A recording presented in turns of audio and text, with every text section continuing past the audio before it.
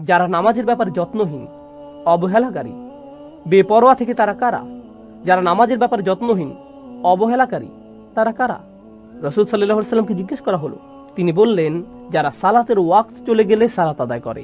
আমি সবকিছু একসাথে করে নিব, অথবা একেবারে শেষ সময় পর্যন্ত অপেক্ষা করব, শেষ মুহূর্তে, তারপর এটা করে নিব। অবহেলা, গড়িমসি করতেই থাকে। নামাজের ছোট বড় প্রতিটা অংশে অবহেলা। আপনারা হয়তো জেনে থাকবেন, কোরআনে একটা আয়াত আছে, আসলে বিভিন্ন জায়গাতেই আছে, আপনাদের একটু ধারণা দেওয়ার জন্য, যে সালাত আসলে আল্লাহ সুবহানাহু ওয়া তাআলার কাছে ঠিক কতটা মূল্য বহন করে। সালাত আসলে কি? কোরআনের এক জায়গায় দেখা যায় আল্লাহ এবং মূসা আলাইহিস সালামের মধ্যে কথোপকথন চলছে। আল্লাহ তাআলা মূসার কাছে নিজেকে পরিচয় করিয়ে দিচ্ছেন। হ্যাঁ, আল্লাহ নিজেই। আল্লাহ কি বলছেন? ইন্নানি আনাল্লাহ, কোনো সন্দেহ নেই আমি আল্লাহ, ফাবুদনি, আমার ইবাদত করো, আমারই দাসত্ব করো, ওয়া আকিমিস সালাতা লিযিকরি, আর সালাত প্রতিষ্ঠা করো যাতে আমার কথা স্মরণে থাকে। এখন একটু ভেবে দেখুন, মূসা আলাইহিস সালাম এখানে আল্লাহর সাথে কথা বলছেন। আপনার কি মনে হয় যে এখন আল্লাহকে ভুলে যাওয়া ওনার পক্ষে সম্ভব? যখন আপনি গুরুত্বপূর্ণ কারোর সাথে কথা বলেন, আপনি কখনোই ভুলবেন না, কখনোই না। এরপর কারোর সাথে দেখা হলে আপনি বরং বলবেন, আরে জানো আমার কার সাথে সাক্ষাৎ হলো, জানো কি আমার বাসায় এসেছিল, এই জানো এইমাত্র কার সাথে কথা বললাম। যখন গুরুত্বপূর্ণ কারোর সাথে আপনার সাক্ষাৎ হয়, এটা আপনার মনে পুরোপুরি গেঁথে যায়। আর দেখা যায় পরবর্তীতে যার সাথে আপনার দেখা হচ্ছে, আপনি শুধু সেই বিশেষ সাক্ষাতের কথাই বলতে থাকেন। জানো কার সাথে আমার কথা হয়েছে? মানুষজন চিন্তায় পড়ে যায়, কার সাথে কথা হতে পারে? আল্লাহ আজ্জা জাল্লা। কিন্তু আল্লাহ বলছেন, না না না, এই স্মরণে কাজ হবে না। যদি আসলেই আমাকে স্মরণ করতে চাও, তোমাদেরকে সালাত প্রতিষ্ঠা করতে হবে। সেই আয়াতটি মনে আছে আপনাদের? ইন্না সলাতি ওয়া নুসুকি ওয়া মাহইয়ায়া ওয়া মামাতি লিল্লাহি রাব্বিল আলামিন। সাধারণ অনুবাদ করলে যার অর্থ দাঁড়ায়, সন্দেহ নেই আমার সালাত, আমার কুরবানি, আমার জীবন, আমার মরণ শুধুমাত্র বিশ্বজগতের পালনকর্তা আল্লাহর জন্য। জীবন মৃত্যু এগুলো অনেক বড় বিষয়, কিন্তু প্রথমে আসলো কি? সালাত। সালাত আল্লাহর জন্য। আমি ভাবছিলাম সালাত আসবে সবার শেষে। আমার জীবনই যখন আল্লাহর, সালাত তো জীবনেরই অংশ। কিন্তু না, সালাত প্রথমে, জীবন মরণ আসছে পরে। সুবহানাল্লাহ। দেখেছেন তাহলে সালাতের অবস্থান আল্লাহ তাআলার নিকট কোথায়? আর সূরা বাকারাতে আল্লাহ তাআলা সালাতকে সালাত না বলে বলেছেন ঈমান। হ্যাঁ, সালাত শব্দটির জায়গায় ব্যবহার করেছেন ঈমান। আল্লাহ তোমাদের ঈমান বৃথা নষ্ট করবেন না। ওমা কান আল্লাহু লিইউদিয়া ঈমানাকুম। যখন কিবলা পরিবর্তিত হলো, বনি ইসরাইল এসে বলল, আহা, তোমাদের আগের সব নামাজ তাহলে বৃথা গেল। আল্লাহ বললেন, আল্লাহ কখনোই তোমাদের ঈমান বৃথা যেতে দিবেন না। এখানে কি নিয়ে আল্লাহ কথা বলছিলেন? সালাত। তাহলে যদি এটি আল্লাহর সাথে সম্পর্কিত হয়, আল্লাহর কাছে ঈমান আর সালাতের মধ্যে কোনো পার্থক্য নেই। আর হ্যাঁ, ঈমান আসলে কিসের প্রতীক? ঈমান কোথায় থাকে? এটার জায়গা কোথায়?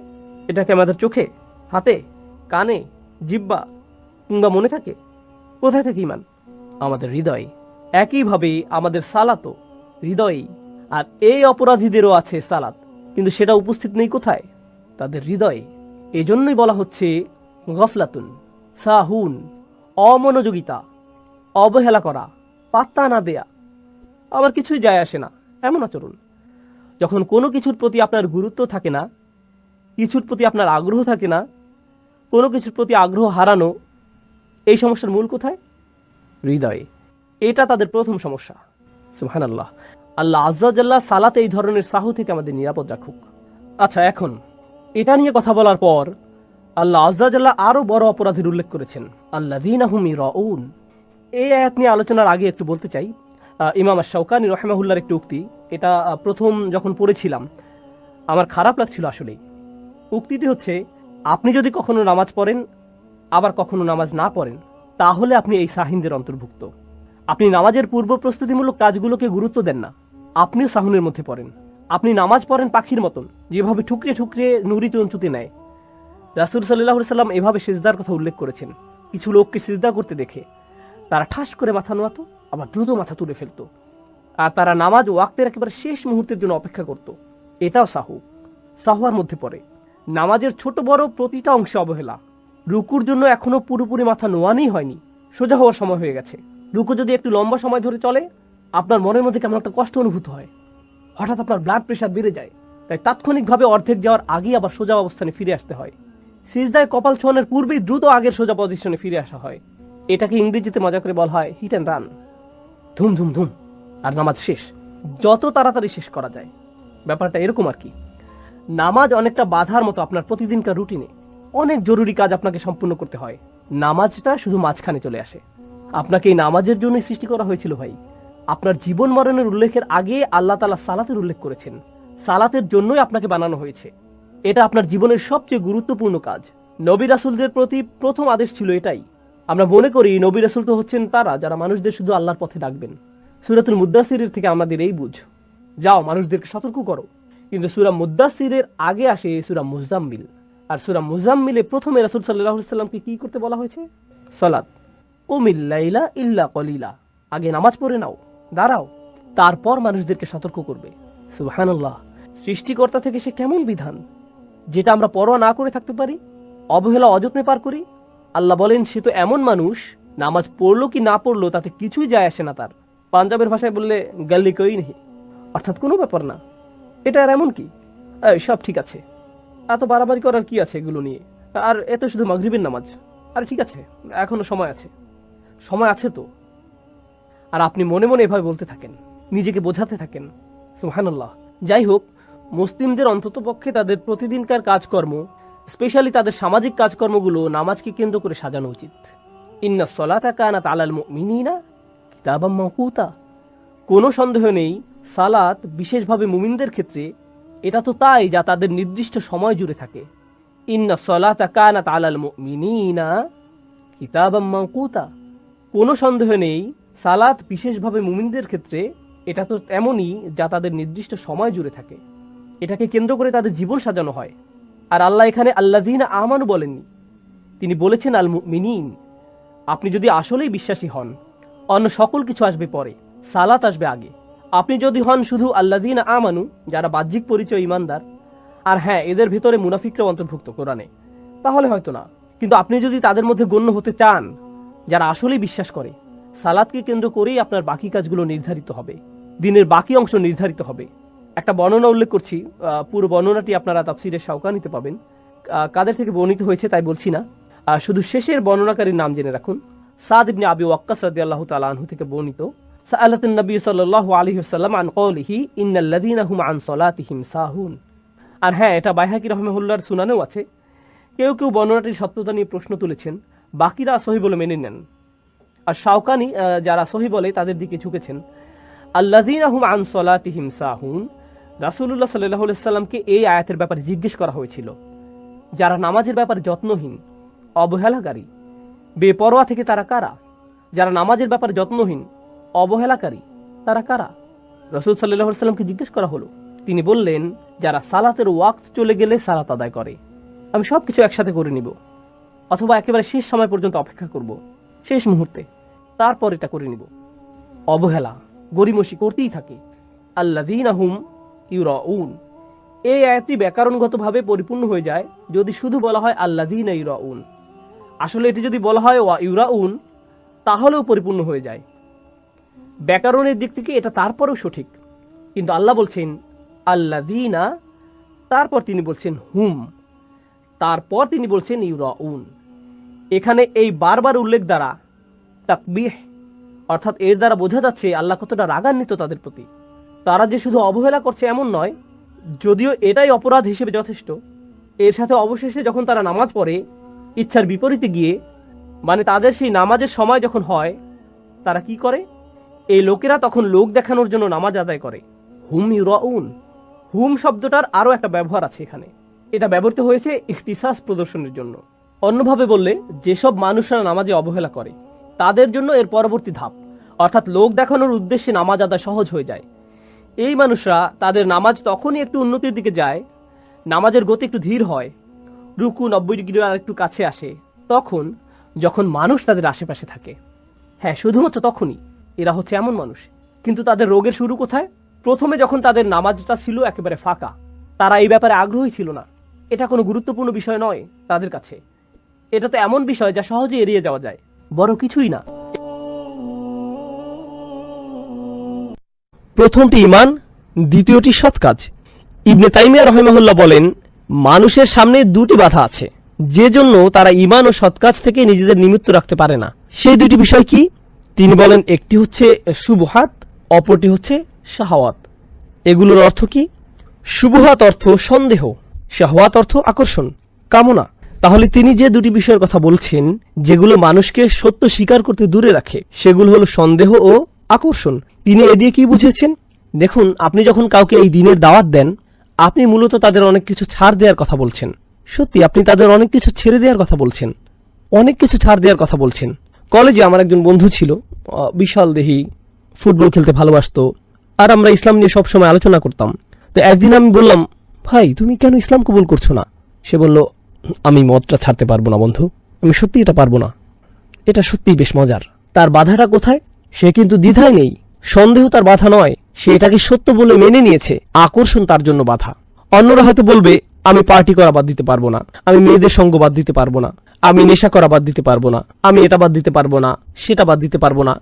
এগুলো সবই আকর্ষণ। একদিকে আমরা পাই যারা বলে এটা সত্য, কিন্তু নিষিদ্ধ জিনিসের প্রতি টান আমার এতই বেশি যে আমি এটা বাদ দিতে পারবো না, এটা একটা সমস্যা। অন্যদিকে আরো সমস্যা আছে। এমন অনেকে আছে যারা আসলে এর সত্যতার ব্যাপারে সন্দিহান, যারা আসলে এর সত্যতার ব্যাপারে সন্দিহান। তুমি কিভাবে জানলে যে তোমার ধর্মই একমাত্র সঠিক? আরো অনেক ধর্ম আছে, সেগুলো কি ভুল? সেই সব মানুষ কোথায় যাবে? তারা সবাই জাহান্নামে যাবে, এটাই তোমাদের বিশ্বাস? এটা আমি মানতে পারলাম না। আমি খুব বেশি চিন্তিত নই, কিভাবে এটা একমাত্র সঠিক পথ? আচ্ছা, যদি এটাই একমাত্র সঠিক পথ হয়ে থাকে, তাহলে কেন সবাই এটা মানছে না? এই ধরনের নানা প্রশ্ন তার মাথায় ঘুরতে থাকে। এভাবে তারা কিসের মধ্যে পড়ে যায়? সন্দেহে। এটাই হলো মানুষের সন্দেহের বাধা। এই দুইটির যে কোনো একটি অবশ্যই আপনাকে দিন থেকে দূরে রাখছে, এই দুইটির একটি। আর এখানে বলে রাখি, বেশিরভাগ মানুষের সমস্যা কিন্তু সন্দেহের নয়, বেশিরভাগ মানুষের সমস্যা হলো আকর্ষণ।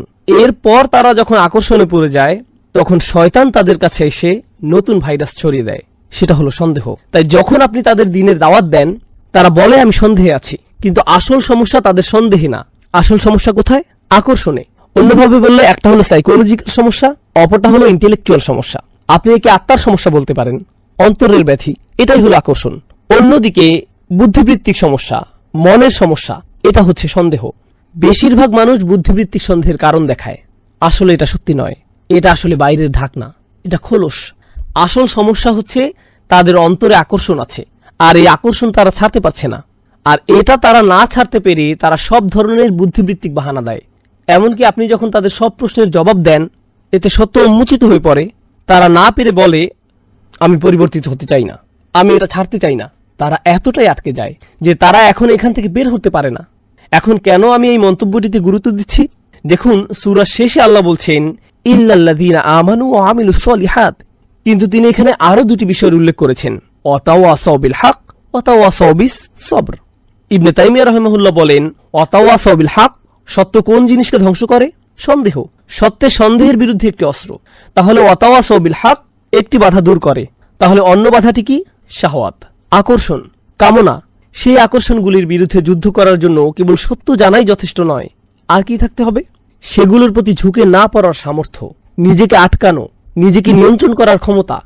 এটা কোথা থেকে আসবে? ওয়াতাওয়াসাউ বিস-সবর।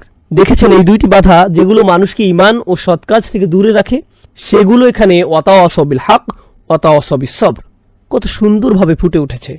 এই মন্তব্যটি আমাদের জন্য খুব বেশি গুরুত্বপূর্ণ মনে হয়েছে আমার কাছে। এখন আমরা আরো কিছু মন্তব্য পড়ব।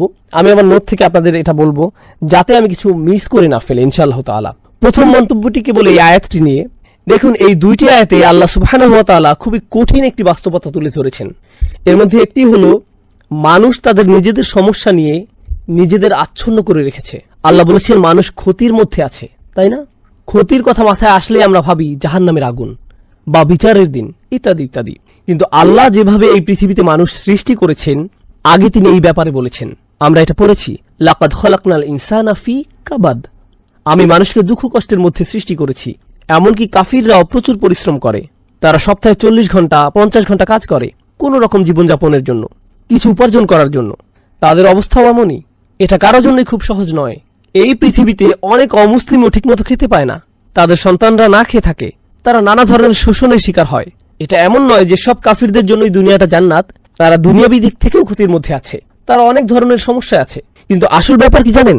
মানুষ যখন পুরোপুরি নিজেদের সমস্যায় নিজেদেরকে আচ্ছন্ন করে রাখে, তারা শুধুই নিজেদের কথা ভাবে, তখন তারা বৃহৎ ছবিতে নিজেদের দেখতে পায় না।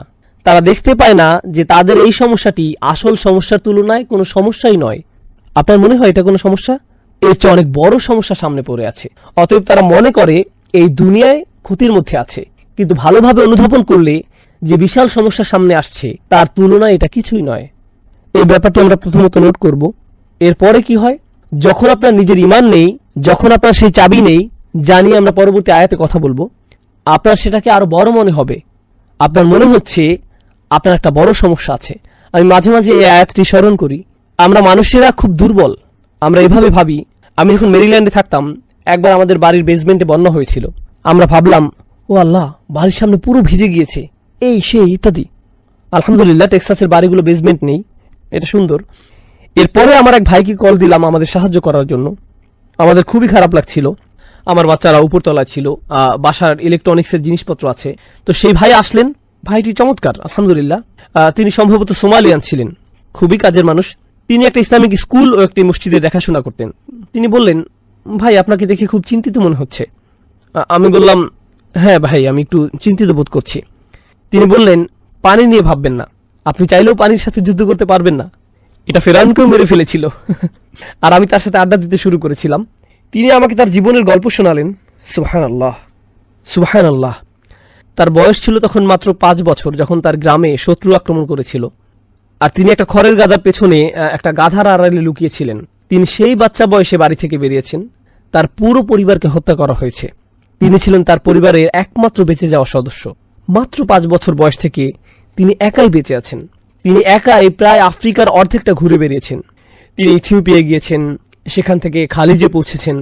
তিনি একজন আলেমের সাথে কাজ শুরু করেন, কিছুটা ব্যবসা বাণিজ্য শেখেন, নিজে একজন ইঞ্জিনিয়ার হয়ে ওঠেন। অসাধারণ গল্প। আর যখন আমি তার গল্প শুনলাম, আমার মনে হলো, ভাই, আমার কোনো সমস্যাই নেই। আপনি আপনার নিজের সমস্যায় ডুবে থাকেন, আপনার সেটাকে অনেক বড় মনে হয়। এটা হলো মানুষের জন্য আরেকটি ক্ষতি। মানুষ নিজেদের সমস্যার দিকে তাকালে বুঝতে পারবে না সে যে সমস্যায় আছে তা অন্যদের সমস্যার তুলনায় কিছুই না। তার মধ্যে আল্লাহর প্রতি কৃতজ্ঞতা বোধ কাজ করবে না। আর যখন এমনটি হবে, মানুষ যখন প্রচণ্ডভাবে নিজেদের নিয়ে ব্যস্ত হয়ে পড়ে, তারা তাদের নিজেদের সমস্যা নিয়ে ব্যস্ত হয়ে পড়ে, তারা 3টি জিনিসের শিক্ষা থেকে বিমুখ হয়ে পড়ে। 3টি জিনিসের প্রতি আমি এখানে আলোকপাত করব। এর প্রথমটি হলো আল্লাহর সৃষ্টি থেকে পাওয়া শিক্ষা।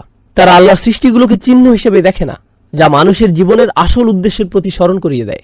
আপনার জীবনের আসল সমস্যাগুলো কি? টাকা পয়সার সমস্যা কোনো সমস্যাই না, স্বাস্থ্যগত সমস্যা কোনো সমস্যাই না। ইমানের সমস্যা আসলে অনেক বড় সমস্যা। তুলনা করতে চাইলে এটা অন্যান্য সমস্যার তুলনায় কোনো সমস্যাই না। আপনার হয়তো সামাজিক সমস্যা আছে, এটা কিছুই না। চাকরির সমস্যা কোনো সমস্যাই না। আমি শয়তানি করে বেড়াচ্ছি, নিজেকে বাঁচানোর জন্য আমাকে অবশ্যই ভালো কাজ করতে হবে। তুলনা করলে এটা অন্য সমস্যাগুলোর তুলনায় অনেক বড় সমস্যা। আর আল্লাহর আয়াত দেখে, আল্লাহর সৃষ্টি দেখে স্বাভাবিকভাবেই আপনার স্রষ্টার কথা মনে হতে হবে। আপনার মধ্যে কৃতজ্ঞতা বোধ জন্মাবে, আর আপনার জীবনের উদ্দেশ্যে স্মরণে আসবে। তারা এইসব সৃষ্টিকে একটা নিদর্শন হিসেবে দেখতে ব্যর্থ হয়। অন্যভাবে বললে তারা ইতিহাসের শিক্ষা নিতে জানে না। এটাই সূরায় বলা হয়েছে। যখন আল্লাহ বলেন ওয়াল আসর, আসর শব্দটি মনে করুন, এমন সময় যা ফুরিয়ে যায়। আপনি যদি শুধু ইতিহাসের দিকে তাকান, দেখতে পাবেন কত শত মানুষ ব্যর্থ হয়ে চলে গিয়েছে। তাদেরও সফল হওয়ার জন্য সময় ছিল, আর তারা তাদের সময়ের সদ্ব্যবহার করেনি। তারা ব্যর্থ হয়েছে, মারা গিয়েছে, আর তাদের সুযোগ শেষ হয়ে গিয়েছে। এরপর নতুন প্রজন্ম এসেছে নতুন সুযোগ নিয়ে, তারাও একইভাবে তাদের সময় হারিয়েছে, তারাও মারা গিয়েছে। আর এখন আমার সময় এসেছে, আমার সুযোগ আছে, আমি কোনোভাবেই এমন ভুল করব না যা আগের মানুষেরা করেছিল। তাই আল্লাহ বলছেন, আগের জাতি তাদেরকে দেয়া সুযোগ হারিয়েছে। আল্লাহ এখানে বিগত সব ঐতিহাসিক ঘটনাবলী কেবল একটি শব্দ ওয়াল আসর এটা দিয়ে তুলে ধরেছেন। সেটি হলো, যারা চূড়ান্ত ক্ষতির মধ্যে পড়েছে, তারা সবাই নিজেদের সময়ে সদ্ব্যবহার করতে ব্যর্থ হয়েছে। তারা দেরি করে ফেলেছে। মিন ক্বাবলি আন ইয়াতিয়া আযাবিন আলীম, কোন আযাব আসার আগেই সময়ে সদ্ব্যবহার করে নাও। আর সবশেষে ওহীর নিদর্শনের ব্যাপারে বলবো, যখন আপনি নিজের সমস্যার ব্যাপারে বেশি চিন্তিত, আপনি কোরআনের দিকে তাকাতে ভুলে যান। আপনি ওহীর প্রতি আগ্রহ হারিয়ে ফেলেন। আপনি রাসূলুল্লাহ সাল্লাল্লাহু আলাইহি ওয়াসাল্লামের নির্দেশের কথা ভুলে যান। আমি কিভাবে আমার জীবন পরিচালনা করব, আমি সামনে কোন দিকে যাব, কারণ তখন আপনি শুধুমাত্র আপনার নিজের ক্যারিয়ার নিয়ে ভাবেন। আপনি নিশ্চয়ই রাসূল সাল্লাল্লাহু আলাইহি ওয়াসাল্লাম থেকে কোনো ক্যারিয়ার টিপস বা প্রোগ্রামিং এর কোনো কথা শুনবেন না। আপনি কোরআন থেকে সেটা পাবেন না। কিন্তু আপনি যদি জানতে চান আমি কোথায় আমার সম্পদ খরচ করব, আমি কিভাবে আমার বাচ্চাদের বড় করব, প্রতিবেশীদের সাথে আমার কেমন আচরণ করা উচিত, বাবা মায়ের প্রতি আমার কি কর্তব্য রয়েছে, আপনি যদি এভাবে ভাবা শুরু করেন আমি কি কি ভালো কাজ করতে পারি, তাহলেই আপনি কোরআনের দিকে ফিরবেন, তাহলেই আপনি নবী করিম সাল্লাল্লাহু আলাইহি ওয়াসাল্লামের দিকে ফিরবেন। সুতরাং এরকম নিজেদেরকে নিয়ে ব্যস্ত থাকা ব্যাপারটাই মানুষের জন্য একটা ক্ষতি। এরপর শাহ ওয়ালিউল্লাহ দেহলভী রহমহুল্লাহর একটা অসাধারণ উক্তি আপনাদের সাথে শেয়ার করব। এটা সূরা আসরের ব্যাপারে। এই আয়াতে আসর শব্দটির সাথে মানুষের ক্ষতির সম্পর্ক নিয়ে শাহ ওয়ালিউল্লাহ দেহলভী রহমহুল্লাহ কোরআনের কিছু আয়াতের জন্য একটা বিশেষ শব্দ ব্যবহার করেছেন। তিনি এটাকে বলেন আত-তাযকির বিআইয়ামিল্লাহ, আল্লাহর দিনগুলোর মাধ্যমে স্মরণ। আল্লাহর দিন কোনগুলো?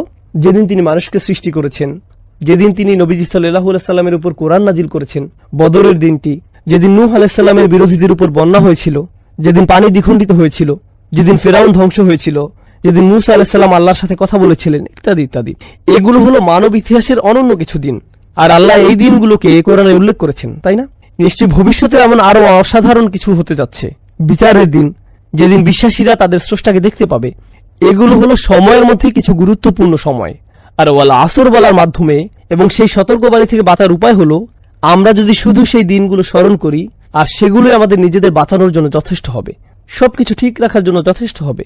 এটাই ছিল শাহ ওয়ালিউল্লাহ দেহলভী রহমহুল্লাহর মন্তব্য। আর সবশেষে হাবিবউদ্দিন ফারাহির একটা চমৎকার মন্তব্য পড়তে চাই। তিনি বলেন, এই সূরার অন্যতম একটা শিক্ষা হলো, মানুষ যখন কোথাও ঘুরতে যায়, আপনি হয়তো কোনো ঐতিহাসিক জায়গায় গেলেন, মানুষ চীনের মহাপ্রাচীর দেখতে যায়, অথবা রোমের কোনো প্রাচীন নিদর্শন দেখতে যায়, কিংবা আলজেরিয়ায় রোমান সাম্রাজ্যের সেই অসাধারণ দুর্গ ও জাহাজ দেখতে যায়। মানুষ এগুলো দেখতে যায়, সেখানে গিয়ে তারা হাসি মুখে এগুলোর সাথে ছবি তুলে। কিন্তু এইসব নিদর্শন আসলে কিসের চিহ্ন? এগুলো ধ্বংস হওয়া জাতির চিহ্ন। কোন কবর হলো একজন মানুষের মৃত্যুর চিহ্ন, কিন্তু সেই স্মৃতিচিহ্নগুলো একটি জাতির মৃত্যুর চিহ্ন। চিন্তা করে দেখুন, এগুলো হলো একটি পুরো জাতির কবর। সুতরাং আপনি যখন এগুলো দেখতে যান, আপনার স্মরণ করা উচিত কিভাবে এই লোকগুলো তাদের সময়কে কাজে লাগায়নি, আর তাদের সময় চলে গিয়েছে। তারা নিজেদের যত বড় শক্তিশালী ভাবুক না কেন, সময় হলো এমন শত্রু যাকে আপনি হারাতে পারবেন না।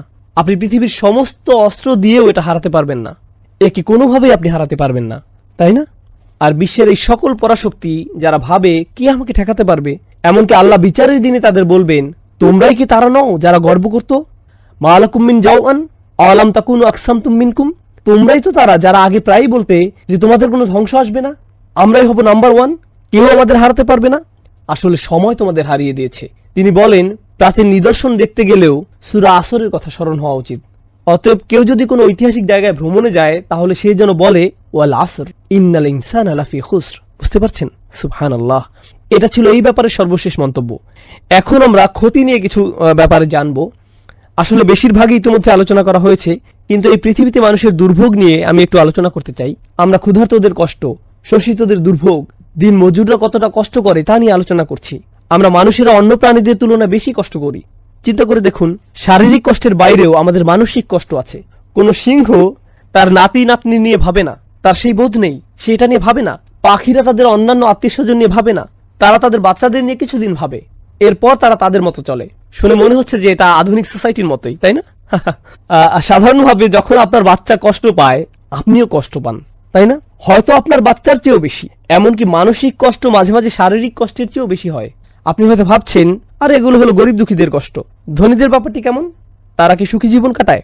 আসলে মোটেই তা নয়। বিশ্বের ধনী দেশগুলোতে আত্মহত্যার হার সবচেয়ে বেশি। এমনকি আমেরিকাতেও দেশের সবচেয়ে ধনী অঞ্চলগুলোতে আত্মহত্যার হার বেশি। যে দরিদ্র কৃষক হয়তো দিনে 2 বেলা ঠিকমতো খেতে পায় না, রাতে শান্তির ঘুম দেয়, কিন্তু যার কোটি কোটি টাকা আছে, তার হয়তো 6টা বেডরুম আছে, যেখান থেকে সে বাছাই করবে কোথায় সে ঘুমাবে, সে রাতে ঘুমাতে পারে না, তার অ্যান্টি ডিপ্রেশনের ওষুধ খেতে হয়, সে মানসিকভাবে মরে যাচ্ছে।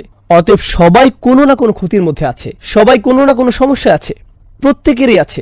আর আল্লাহ আজ্জা জাল্লা এই সূরায় কেবলমাত্র চূড়ান্ত ক্ষতির থেকে বাঁচার ভরসা দেননি, যা হলো আখিরাত। আখিরাত হলো চূড়ান্ত ক্ষতি, জাহান্নামের আগুন, আল্লাহর সামনে দাঁড়িয়ে আপনার নিজের কাজের বর্ণনা দেয়া, সেটাই হলো চূড়ান্ত ক্ষতি। বরং তিনি এই দুনিয়ায় কিভাবে ক্ষতি থেকে বাঁচা যায় সেটাও বলে দিয়েছেন। কিভাবে ডিপ্রেশন থেকে বাঁচা যায়, কিভাবে অস্বস্তি থেকে বাঁচা যায়, কিভাবে ভয় শোষণ থেকে বাঁচা যায়, তিনি আমাদেরকে এই সব কিছুর সমাধান দিয়েছেন এই আয়াতে। ইল্লাল্লাযীনা আমানু ওয়া আমিলুস সলিহাত। আমরা যখন এই সমাধানটি ভালোভাবে বোঝার চেষ্টা করব, এটা শুধু আখিরাতের সমাধান নয়, এটা দুনিয়ারও সমাধান। কারণ দিন শেষে মানুষের চরম ক্ষতি আখিরাতে হলেও দুনিয়াতে অনেক ক্ষতি হয়ে থাকে, এখানেও ক্ষতি হয়। আর আল্লাহ তাআলা এই অনন্য সূরাটিতে দুটির সমাধানই একসাথে দিয়েছেন। আল্লাহ তাআলা বলেন, ইয়া আইয়ুহাল ইনসান ইন্নাকা কাদিহুন ইলা রাব্বিকা কাদহান ফামুলাকিহ। অসাধারণ আয়াত। ওহে ভুলমনা মানুষ, তুমি ধীরে ধীরে এগিয়ে যাচ্ছ, তুমি ক্রমশই এগিয়ে যাচ্ছ। তুমি এটা পছন্দ করো বা না করো, তুমি ক্রমশই আল্লাহর দিকে এগিয়ে যাচ্ছ, আর তুমি অবশ্যই তার সাথে সাক্ষাৎ করবে। তুমি যাই ভাবো না কেন, তুমি এর কোনো প্রস্তুতি নিয়েছো বা নাওনি, তুমি গুরুত্ব দাও বা না দাও, তুমি এটা শুনতে চাও কিংবা না চাও, প্রতি মুহূর্তেই তুমি তার সাথে দেখা করার দিকে এক ধাপ করে এগিয়ে যাচ্ছ। প্রতিটি দিন পার হচ্ছে আর তুমি তার সাথে দেখা করার জন্য একটু একটু করে এগিয়ে যাচ্ছ। তুমি পাপের মধ্যে তোমার জীবন কাটাতে পারো, পার্টি করে তোমার সময় কাটাতে পারো, যেন কোনো আগামীকাল নেই।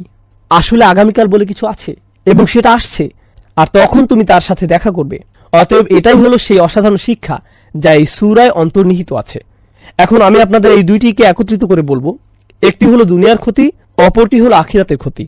এই দুনিয়া হয়তো কেউ বলবে, ভাই আমার যদি একটা ভালো চাকরি থাকতো, আমার যদি গাড়ি থাকতো, আমি যদি এই মেয়েটিকে বিয়ে করতে পারতাম, আমার যদি এটা থাকতো, আমার যদি সেটা থাকতো, আমার যদি এই সমস্যা না থাকতো, আমার যদি সেই সমস্যা না থাকতো। আর আখিরাতে কি হবে? ইয়া লাইতানি কুনতু তুরাবা, হায় আমি যদি ময়লা হতাম। আপনি কি অবস্থাটা বুঝতে পারছেন? সুবহানাল্লাহ। আপনি কি মনে করেন এই দুনিয়ার সমস্যাগুলো অনেক বড়? বিশাল বড় সমস্যা আসছে। সুবহানাল্লাহ। আপনি যদি মানুষের এই ক্ষতি অনুধাবন করতে পারেন, তাহলে আপনি ইন্নাল ইনসানা লাফি খুসর এটা অনুধাবন করতে পারবেন। এখন আমরা এই সূরার শেষ আয়াতটি পড়ব ইনশাআল্লাহ তাআলা। মনে রাখবেন এই সব কিছু আসলে একটি বাক্য। এই পুরো সূরাটি আল আসর ইন্নাল ইনসানা লাফি খুসর ইল্লাল্লাযীনা আমানু ওয়া আমিলুস সালিহাত ওয়া তাওয়াসাউ বিল হক ওয়া তাওয়াসাউ বিস সবর। ভাষাগতভাবে এটি আসলে একটি বিবরণ, একটি আলোচনা, এগুলো বিচ্ছিন্ন নয়। আমরা এতক্ষণ যে ব্যতিক্রমী গুণগুলো নিয়ে আলোচনা করেছি, এমন মানুষ সবসময় সংখ্যায় কম হয়, আর এই ব্যতিক্রমী গুণগুলো যাদের মধ্যে থাকে না, এরা সবসময় সংখ্যায় বেশি থাকে। অন্যভাবে বললে, যারা ক্ষতির মধ্যে আছে এরাই সংখ্যায় বেশি, আর যারা সফল মানুষ তাদের সংখ্যা কম। সমাজের আরেকটা ব্যাপার আমাদের জানা প্রয়োজন। আসলে এভাবেই পৃথিবী চলে। বেশিরভাগ মানুষ ভালো মন্দ নির্ধারণ করে, বেশিরভাগ মানুষ সমাজের গতি প্রকৃতি ঠিক করে, বেশিরভাগ সমাজের আদর্শ রূপ নির্ধারণ করে। মনোবিজ্ঞানে স্বাভাবিক আচরণকে কিভাবে ব্যাখ্যা করা হয় জানেন? স্বাভাবিক আচরণ তাকে বলা হয় যা সবাই করে, আর অস্বাভাবিক আচরণ বলা হয় তাকে যা অন্যরা করে না। অন্যভাবে বললে, সবাই একদিকে গাড়ি চালাচ্ছে আর আপনি অন্যদিকে গাড়ি চালাচ্ছেন, আপনি ভুল করছেন। অস্বাভাবিক আচরণ। ধর্মীয়ভাবে বিষয়টি মোটেও এমন নয়। আপনি এমন একটি সমাজে থাকেন যেখানে সবাই কিছু কাজ একভাবে করে। আপনি হয়তো চাকরিতে গেলেন, সেখানে সবাই কিছু কাজ করে, কিন্তু আপনি মুসলিম হলে আপনি সেই কাজগুলো করতে পারবেন না। তাহলে এবার ভাবুন, তারা আপনাকে কিভাবে নেবে? শুধু মুসলিম নয়, বরং অদ্ভুত, অস্বাভাবিক। আপনি মিশতে পারছেন না। এই লোকটি একটু কেমন যেন, রুমের কোনায় গিয়ে লোকটি কি করছে? সেই সব খাবার খাচ্ছে না কেন? কি মজাদার খাবার এগুলো। সে চলে গেল, সে কেন পার্টিতে আসলো না? সে কেন সেই মেয়েটিকে এড়িয়ে গেল? সে কেন এরকম করে? তারা এটা বুঝতে পারে না, তারা মনে করে এটা অদ্ভুত। আর বলে রাখি, যখন আপনাকে প্রতিনিয়ত অদ্ভুত হিসেবে দেখা হয়, আপনার উপরে এর প্রভাব পড়ে। আমি তো অদ্ভুত হয়ে থাকতে চাই না, আমি চাই না আমাকে এভাবে দেখা হোক। তখন কি হয় ভাবতে পারেন? যদিও বেশিরভাগ মানুষই ক্ষতির মধ্যে আছে, আপনিই ছিলেন সফলতার মধ্যে, তারা আপনাকে বুঝিয়ে ফেলে যে আপনি আসলে ক্ষতির মধ্যে জীবনযাপন করছেন। আপনার আসলে বাকিদের মতো হওয়া উচিত। তারা আপনাকে মানসিকভাবে বুঝিয়ে দেয়, ভাই এভাবে থাকাটা কঠিন হয়ে যাচ্ছে, তুমি এভাবে থাকতে পারবে না। এখানে সবাই যার যার জীবন উপভোগ করছে, আমি কেন এই অদ্ভুত জীবনযাপন করছি? তাহলে সমস্যাটা শুধু ঈমান আনাতেই সীমাবদ্ধ নয়, বেশিরভাগ মানুষই ক্ষতির মধ্যে আছে, এটাও আমাদের জানা প্রয়োজন। কারণ বেশিরভাগ মানুষের একটা শক্তি আছে। আমার শিক্ষক মাঝে মধ্যে স্রোতের অনুকূলে সাঁতার কাটার একটা উদাহরণ দিতেন। সকল মাছ একদিকে যাচ্ছে, অপরদিকে একটা বা দুইটা মাছ স্রোতের প্রতিকূলে যাওয়ার চেষ্টা করছে। স্বাভাবিকভাবেই যে কেউ দেখলে এটাকে পাগলামি বলবে, আরে ভাই অনুকূলে যাও, সবাই একদিকে যাচ্ছে, তুমি কেন অন্যদিকে যাচ্ছ? এটা কঠিন, এটা কঠিন থেকে কঠিনতর হতে থাকবে, এটা বাড়তেই থাকবে। সুবহানাল্লাহ। এটাই হলো এই সমাজে মানুষের উদাহরণ। পুরো সমাজের মানুষই ক্ষতির দিকে যাত্রা করছে, আর আমাদের দায়িত্বটা খুবই গুরুত্ববহ। কারণ আপনি যদি এমন একটি সমাজে থাকেন যেখানে ইসলাম যেভাবে চর্চা করা উচিত সেভাবে চর্চা করা হয়, যদি এমন হয়, বলে রাখি যা বিশ্বের বেশিরভাগ জায়গাতেই হয় না, এমন কাল্পনিক চিন্তা করবেন না যে আমি একটা মুসলিম দেশে যাব, সেটা খুব সুন্দর হবে। বাস্তবতায় আসুন, মুসলিম দেশগুলোতে কি হয় আমাদের জানা উচিত। যদি এমন হয়, আর ইনশাআল্লাহ তাআলা এমনটাই হবে, আল্লাহ আমাদের দিনকে প্রতিষ্ঠিত করবেন। আপনি যদি এমন কোন সমাজে বাস করতেন, তখন আল্লাহর আনুগত্য করাটা সহজ হতো, কারণ সমাজের বেশিরভাগ মানুষ এটা করত। তখন কেবল আপনি করতে পারতেন তাই নয়, এটা করাটা আপনার জন্য সহজ হতো। কিন্তু এই সমাজে আল্লাহর আনুগত্য করাটা অপেক্ষাকৃত কঠিন, কারণ বেশিরভাগ মানুষ আল্লাহর নাফরমানি করছে। সমাজ আল্লাহর অবাধ্যতায় লিপ্ত। এমনকি হয়তো এটা শুধু সমাজেই নয়, হয়তো এটা আপনার পরিবারের ক্ষেত্রেও সত্য। আপনার পরিবারের বেশিরভাগ মানুষ হয়তো ক্ষতির দিকে এগিয়ে যাচ্ছে, আর আপনি নিজেকে সেখান থেকে বাঁচাতে চাইছেন। তারা হয়তো বলবে, তুমি কেন দিন দিন একটা অপদার্থে পরিণত হচ্ছ? উল্টো হয়ে তারাই আপনাকে ব্যর্থ বলবে। কিছুটা হাস্যকর, কারণ আসলে তারাই ব্যর্থতার দিকে যাত্রা করছে। সুবহানাল্লাহ। এটা একটা অসামান্য চিত্র যার প্রতি আমাদের নজর দেওয়া উচিত। যা এই আয়াতে ব্যতিক্রম হিসেবে তুলে ধরা হয়েছে। ইল্লাল্লাযীনা আমানু ওয়া আমিলুস সলিহাত ওয়া তাওয়াসাউ বিল হক ওয়া তাওয়াসাউ বিস সবর। এই ব্যাপারে প্রথমেই যা বলবো তা হলো, যখন আল্লাহ মানুষের কোনো ক্ষতির কথা বলেন সেখানে একবচন ব্যবহার করা হয়, আল ইনসান। যদিও শুরুতে সব মানুষ নিয়ে আলোচনা করা হয়েছে, আমরা এর আগে দায়িত্বের ব্যাপ্তি নিয়ে আলোচনা করেছি, সেখানেও একবচন ব্যবহৃত হয়েছে। এর অর্থ কি জানেন? দিন শেষে আপনি ভাবতে পারেন আপনি সমাজের অনুসরণ করছেন, আপনি সমাজের অনেককে আপনার সাথে পাবেন, আপনার পরিবার আপনার সাথে আছে, আপনার গোত্র আপনার সাথে আছে, আপনার দেশ আপনার সাথে আছে, কিন্তু যখন আপনার কোনো ভুলের ক্ষতিপূরণ দিতে হবে কেউই আপনার সাথে থাকবে না, আপনি নিজেই এর ক্ষতিপূরণ দিবেন। মানুষ সমাজ অনুসরণ করে, কিন্তু যখন সময় আসবে অতাকাত্তাআত বিহিমুল আসবাব, সকল সুসম্পর্ক শেষ হয়ে যাবে। কিন্তু ব্যতিক্রমের কথা যদি ভাবেন, কিন্তু আল্লাহ বলেননি ইল্লাল্লাযীনা আমানা ওয়া আমিলা সলিহা ওয়া আমিলা সলিহা ওয়া তাওয়াসাউ বিল হক ওয়া তাওয়াসাউ বিস সবর। না, তিনি এখানে একবচন ব্যবহার করেননি, তিনি এখানে বহুবচন ব্যবহার করেছেন। এখানে বহুবচন ব্যবহার করেছেন, তাহলে আমাদের অবশ্যই একবচন থেকে বহুবচনের পার্থক্য বুঝতে হবে। আমরা এ থেকে যা বুঝতে পারি তা হলো, এই সামান্য কিছু মানুষ যারা সমাজের আর 10 জনের মতো নয়, তারা স্রোতের প্রতিকূলে চলে, তাদের বাঁচার একমাত্র উপায় হলো তাদেরকে একত্রিত হতে হবে, একসাথে মিলতে হবে, তারা আলাদা হতে পারবে না। এটা এমন পাতার মতো যা গাছ থেকে বিচ্ছিন্ন হলে মরে যায়, তাদেরকে অবশ্যই উম্মার সাথে একত্রিত হতে হবে। উম্মার একতা, বিশ্বাসীদের এর সাথে লেগে থাকে আমাদের বাঁচার উপায়, যা এই আয়াতে ফুটে উঠেছে, কারণ এখানে বহুবচন ব্যবহৃত হয়েছে। ঈমান এমন কোনো বিষয় নয় যা আপনি একা একা ধরে রাখতে পারবেন। ঈমান ভালো মানুষের সাহচর্য উন্নত হয়, মনে করিয়ে দেওয়ার মাধ্যমে, কোনো উপদেশের মাধ্যমে, জামাতে নামাজ আদায় করার মাধ্যমে এটা উন্নত হয়। এগুলো সবই ঈমান তাজা করে, কারণ এগুলো আমরা একসাথে করি, এগুলো সবাই মিলে করি। তাই আমিলু এখানে শব্দটি খুবই চমৎকার, তাই আমিলু এখানে শব্দটি খুবই চমৎকার। আল্লাহ তাআলা ব্যতিক্রমী গুণগুলো বহুবচনের মাধ্যমে বলেছেন। হয়তো আপনার মনে হতে পারে ঈমান হলো ব্যক্তিগত বিষয়, আচ্ছা ভালো কাজ হয়তো আমরা একসাথে করতে পারি, তাওয়াসাউ বিল হক তাওয়াসাউ বিস সবর, এগুলো তো অন্য মানুষের সহায়তা লাগে, কিন্তু ঈমান তো ব্যক্তিগত বিষয়। কিন্তু এমন কি ঈমানকেও আল্লাহ তাআলা সামষ্টিক কাজ বলেছেন। এ থেকে আমরা যা বুঝতে পারলাম, আপনি যদি মনে করেন আপনার ঈমান আছে আর আপনার সমাজের কোনো কর্তব্য নেই, মসজিদের জন্য কর্তব্য নেই, আপনি মসজিদের ইমামের কাছ থেকে প্রতিদিন বয়ান শুনেন না, আপনার আশেপাশে ভালো পরামর্শ দেওয়ার মতো ভাই বা বোন নেই, তাহলে আপনার অবশ্যই ঈমানের ঘাটতি দেখা দিবে। আর যারা মসজিদ থেকে নিজেকে বিচ্ছিন্ন করে রাখেন, আপনি নিজেই এটা টের পাবেন, হ্যাঁ আমার ভালো লাগছে না, আমার মসজিদে যাওয়া উচিত। এটা কিন্তু শুধু নামাজের জন্য না, আপনি হয়তো বাসায়ও নামাজ পড়েন, এটা হলো বিশ্বাসীদের সাহচর্য পাওয়ার জন্য। তারা একে অপরকে স্মরণ করিয়ে দেয়, তারা একসাথে নিজেদের ঈমান ভালো রাখে। দিন শেখার ক্ষেত্রেও এমনটি হওয়া উচিত। আপনি যদি বসে একটি আলোচনা শোনেন, আপনি হয়তো উপকৃত হবেন, কিন্তু যখন ভাই বোন মিলে একসাথে শুনবেন, এটা আসলে বেশি উপকার দেয়, এটা ঈমানকে বেশি তাজা করে। আপনি যদি দেখেন অনেক মানুষ একসাথে কোনো প্রোগ্রামে জমায়েত হয়েছে, এটাই একটা অনেক বড় প্রেরণা, ভাই আমার এমন জায়গায় আরো বেশি আসা উচিত। আপনি হয়তো সেখানে কাউকে চেনেনও না ঠিক মতো। লা ইলাহা ইল্লাল্লাহর একটা শক্তি আছে যেটা একে অপরকে মিলিয়ে দেয় আর শক্তি সঞ্চয় করে। এমন ভালোবাসা আর সহমর্মিতা আমাদের থাকা উচিত। তাহলে এটা হলো এক বচন থেকে বহু বচনে যাওয়ার ব্যাপারটি। এখানে আরেকটি লক্ষণীয় ব্যাপার হলো ইল্লাল্লাযীনা আমানু। আল্লাহ আযজা ওয়া জাল্লা এই আয়াতে ঈমানের কোনো যোগ্যতার কথা বলেননি। আল্লাযীনা আমানু বিল্লাহি ওয়া মালাইকাতিহি ওয়া কুতুবিহি ওয়া রুসুলিহি ওয়া ইয়াউমিল আখিরি, কিছুই না।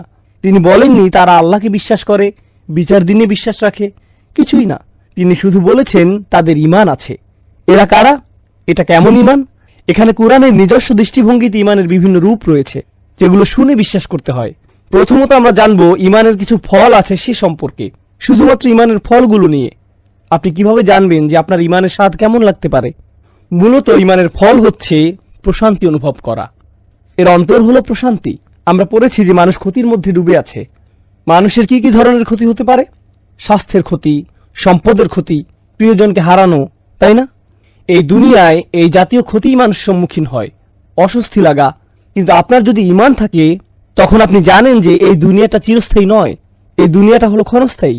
আর আল্লাহ তাআলা আখিরাতে যা রেখেছেন তার তুলনায় এই দুনিয়াটা কিছুই না। মাতাউদ দুনিয়া ফিল আখিরাতি ইল্লা কলিল। না, আসলে হায়াতুদ দুনিয়া, এটা হবে মাতাউল হায়াতুদ দুনিয়া ফিল আখিরাতি ইল্লা কলিল। এটা সূরা তাওবায় আছে। তিনি বলেন এই দুনিয়ায় কি এমন আছে, আখিরাতের তুলনায় এর কার্যকারিতা কতটুকু? খুবই সামান্য।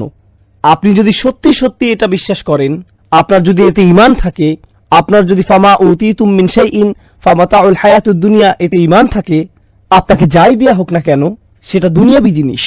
এই আয়াতটিতে আল্লাহ বলেন তোমার যা আছে, না তোমাকে যা দেয়া হয়েছে, ফামা উতিতুম তোমাকে যা দেয়া হয়েছে, আপনাকে যখন কোনো কিছু দেয়া হয় যা আসলে আপনার নিজের নয়, এটা আসলে যে আপনাকে এটা দিয়েছে তার। সুতরাং যখন এটা আপনার কাছ থেকে নিয়ে নেওয়া হয়, আপনি বলেন আসলে এটা তো আমার শুরু থেকেই ছিল না, কারণ তিনি আমাকে এটা দিয়েছিলেন, তার এটা নিয়ে নেওয়ার অধিকার আছে। যখন এটা আপনার নিজের আর সেটা হারিয়ে ফেলেন, আপনি বলেন ভাই আমি বিশ্বাস করতে পারছি না যে আমি আমার টাকা হারিয়ে ফেলেছি, আমার বাড়ি, আমার গাড়ি, আমার বাচ্চা, আমার স্ত্রী।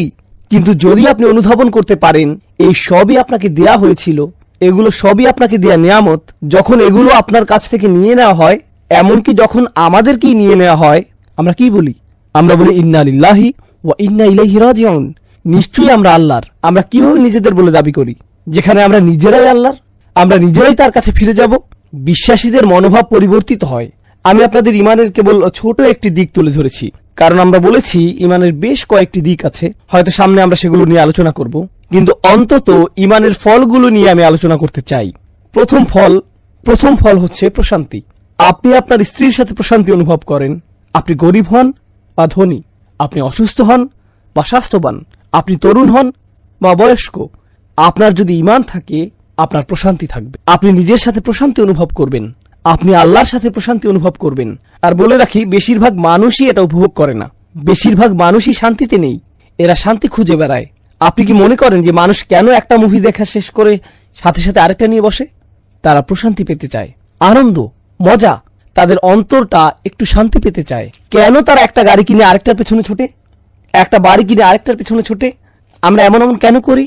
কারণ আমাদের অন্তর শান্ত নয়। কিন্তু আল্লাহ বলেন আলা বিযিকরিল্লাহি তাতমাইন্নাল কুলুব, আল্লাহর স্মরণের মাধ্যমে এই অন্তরগুলো প্রশান্ত হয়, শান্ত হয়। এটাই হলো ঈমানের আসল ফল। আর যখন আপনার এটা আছে, আপনার কোনো ক্ষতি নেই, কোনো ক্ষতি নয়। আরেকটি বাস্তব জীবনের উদাহরণ দিচ্ছি, এরপর আমরা সামনে আগাবো ইনশাআল্লাহ তাআলা। যে ঘটনাটি বলছি এটা আমার একটা বন্ধুর ঘটনা। সে নিউ অরলিন্সে থাকে। আমার এই বন্ধুটির বড় একটা গাড়ির ব্যবসা ছিল, তার দোকানে বেশ দামি গাড়ি ছিল। সে মুসলিম পরিবারের। তার এই সকল গাড়ির জন্য সে নগদ টাকা নিত, ব্যাংকের ঝামেলা সে পড়তে চায়নি। জার্মান গাড়ি, দামি জাপানি গাড়ি। তার দোকানটা পাম গাছে ঘেরা খুব সুন্দর একটা জায়গায় ছিল। প্রতি মাসে সে লক্ষ লক্ষ টাকার গাড়ি বিক্রি করত। ব্যবসা ভালোই চলছিল। এরপর ক্যাটরিনা ঝড় আসলো। ঝড়ে পুরো ব্যবসা পানিতে তলিয়ে গেল। একটা মাত্র গাড়ি বেঁচেছিল, সম্ভবত LS 400, উন্নত লেক্সাস। আমি যখন তার ও তার বাবার সাথে দেখা করতে গেলাম, সে তখন সেই লেক্সাসে করে পিজা ডেলিভারি করছিল। এটাই ছিল তার চাকরি। এখন আপনি ভাবুন, সে কোথায় থেকে কোথায় গেল, কেমন ধরনের জীবনযাপন, কেমন ধরনের আর্থিক লেনদেন থেকে কেমন ধরনের জীবনে সে প্রবেশ করলো, যেখানে সে পিজা ডেলিভারি করে, একটা পিজা রেস্টুরেন্টে কাজ করে, কিন্তু তার মুখে বড় একটা হাসি ছিল। আমি তার দিকে তাকালাম। ভাই, মানুষ এই ধরনের ব্যবসায়িক ক্ষতির মুখে পড়লে মানুষের ঠিকমতো খাওয়া দাওয়া হয় না, তারা আত্মহত্যা করে, তারা মাটিতে লুটিয়ে পড়ে, তারা এটা একেবারেই নিতে পারে না, তারা এটা নিতেই পারে না। কিন্তু এটা কিসের হাসি? সে বলল, যখন ব্যবসা ভালো চলছিল আমাদের মসজিদে যাওয়ার সময়টুকু ছিল না, আমি আমার বউকে ঠিকমতো দেখতাম না, বাচ্চাদের সাথে দেখা হতো না। এখন সুবহানাল্লাহ, আমরা প্রতি ওয়াক্তের নামাজ মসজিদে পড়ি, থাকার জন্য মাথার উপর ছাদ আছে, প্লেটে খাবার আছে, আমরা কেন অখুশি হব? আমাদের কৃতজ্ঞ হওয়া উচিত। সুবহানাল্লাহ, ঈমান থাকলে এটা কোনো ক্ষতিই না, এই ধরনের ক্ষতিও কোনো ক্ষতি না। কিন্তু আপনার যদি ঈমান না থাকে তাহলে এটা একটা ক্ষতি। এরপর আপনি পড়ে যাবেন, আপনি বাঁচতে চাইবেন না। মানুষ আত্মহত্যা করতে চায় কারণ সে এই মেয়েকে বিয়ে করতে চায়, কিন্তু সে তো অন্য একজনকে বিয়ে করেছে। এরপর সে ব্রিজ থেকে লাফ দেয়। সত্যিকারের ঘটনা, 90-এর দশকে নিউ ইয়র্কে ঘটেছিল। একজন এক মেয়েকে বিয়ে করতে চেয়েছিল, সে অন্য একজনকে বিয়ে করে, ফলে সে ব্রুকলিন ব্রিজ থেকে লাফ দিয়ে আত্মহত্যা করে, নিজেকে শেষ করে দেয়। খুবই দুঃখজনক ঘটনা। কখন এমনটি ঘটে? যখন আপনি আল্লাহ ছাড়া অন্য কিছুকে প্রাধান্য দেন। আর আল্লাহকে প্রাধান্য দিলে আপনার অন্তরে প্রশান্তি আসবে। আর এটা ততক্ষণ আসবে না যতক্ষণ আপনার ঈমান নেই। এটা ক্ষতি থেকে বাঁচিয়ে দিবে। ইল্লাল্লাযীনা আমানু, এটাই প্রথম বিষয়। এরপর আল্লাহ বলেন ওয়া আমিলুস সলিহাত। আমি যেভাবে আমার নোটটি সাজিয়েছি, আমি প্রথমে কঠিন শব্দগুলো নিয়ে বলবো আর সাথে কিছু মন্তব্য যোগ করব। এরপর পুরো আয়াতে প্রকাশ করব এবং শিক্ষাগুলো নিয়ে আলোচনা করব। তবে শুরুতে আমরা এর শব্দগুলো নিয়ে আলোচনা করি। ওয়া আমিলু, আমল শব্দটি আরবিতে ফেইলের সমার্থক। একটি হলো আমল, অপরটি হলো ফেল। আমল হলো সচেতনভাবে করা কোনো কাজ, কিন্তু ফেইল অসচেতনভাবে করা কোনো কাজ। উদাহরণস্বরূপ, আমি এখন শ্বাস নিচ্ছি, এটা আমল নয়, ফেইল। আমি হাঁটছি, এটা ফেইল হতে পারে, কারণ আমি প্রতি কদমে এটা নিয়ে ভাবছি না। আপনি হাঁটতে গেলে বলেন না, হে সামনে আগাই, আপনি এটা করেন না। এটা বলতে গেলে অসচেতন ভাবেই করা কাজ। যখন আপনি চোখ খোলেন সেটা কোনো আমল নয়, সেটা ফেল। কিন্তু যখন আপনি কারোর সাথে কথা বলেন, যখন আপনি কাজে যান, যখন আপনি গাড়ি চালান, যখন আপনি প্রয়োজনীয় জিনিসপত্র কেনেন, এগুলো সবই আমল। কারণ এগুলো সবই সজ্ঞানে সচেতন ভাবে করা কাজ। আপনি এটা নিয়ে ভেবেছেন, তারপর করেছেন। সুতরাং এখানে আল্লাহ আজ্জা ওয়া জাল্লা আমাদের বুঝিয়েছেন আমাদের প্রত্যেকটি কাজের জন্য জবাব দিতে হবে যা আমরা সচেতন ভাবে করি, কারণ এগুলোই হলো আমাদের আচরণ। বলে রাখি, আমাদের দ্বীনে সবার প্রতি অনুগ্রহ করা হয়েছে। এমন অনেক মানুষ আছেন যাদের নিজেদের সচেতনতার উপর কোনো নিয়ন্ত্রণ নেই, তারা নিজেদের বিবেচনা বোধ হারিয়ে ফেলেন, তাদের বিভিন্ন মানসিক সমস্যা থাকে। আমাদের দ্বীনে তারা হলেন গায়রে মুকাল্লাফ, তাদেরকে তাদের আচরণের জন্য জবাব দিতে হবে না। কিন্তু আমল শব্দ দিয়ে সচেতন ভাবে করা কাজ বোঝায়। আর এরপর এসেছে আমিলুস সলিহাত। সলিহাত শব্দটি মূলত একটি বিশেষণ। এটি সালাহা শব্দ থেকে এসেছে, যেটার অর্থ হলো মিলিয়ে দেয়া বা সংশোধন করা। এটা খুবই শক্তিশালী একটা শব্দ। এইটা দিয়ে দুইটা জিনিস বোঝায়। এখন আমার ভয় হচ্ছে সম্ভবত আমরা আজকে সূরা আসর শেষ করতে পারবো না, এরপরে আরো একটা সেশন লাগবে ইনশাআল্লাহ তাআলা, আরেকটি সেশন লাগবে। যাই হোক, আর সলিহাত শব্দটি মূলত একটি বিশেষণ। আল্লাহ বলেন তারা ভালো করে। সহজ অনুবাদ করলে ভালো। বাংলায় ভালো শব্দটি মূলত একটা বিশেষণ, আর বিশেষণের একটা বিশেষ্য প্রয়োজন হয়, ভালো কাজ। বিভিন্ন অনুবাদে আমরা দেখি আর তারা ভালো কাজ করে। এখানে সালেহ শব্দটি দিয়ে ভালো বোঝানো হয়, তাহলে কাজ শব্দটি কোথায়? এটা আরবিতে নেই। থাকলে এমন হতো ও আমিলু আল আমালা as-সলিহাত। যদি আমল শব্দটি সেখানে থাকতো, কিন্তু এটা উজ্জ আছে, এটা মাহজুফ, এটা এখানে ইঙ্গিত করা হয়েছে। এখন এখানে যে বিষয়টিতে আলোকপাত করতে চাই তা হলো কয়েকটি বিষয়। প্রথম বিষয়টি হলো আমল। আরবিতে এই শব্দটিকে বলা হয় জমাই মুকাসসার। এটা হলো ভগ্ন বহুবচন, আর ভগ্ন বহুবচনে স্ত্রীবাচক বিশেষণ ব্যবহার করতে হয়। আমি এখানে কিছুটা বিস্তারিত আলোচনা করছি, তবে আপনারা একটু পরেই এর সুবিধাটুকু বুঝতে পারবেন ইনশাআল্লাহ তাআলা।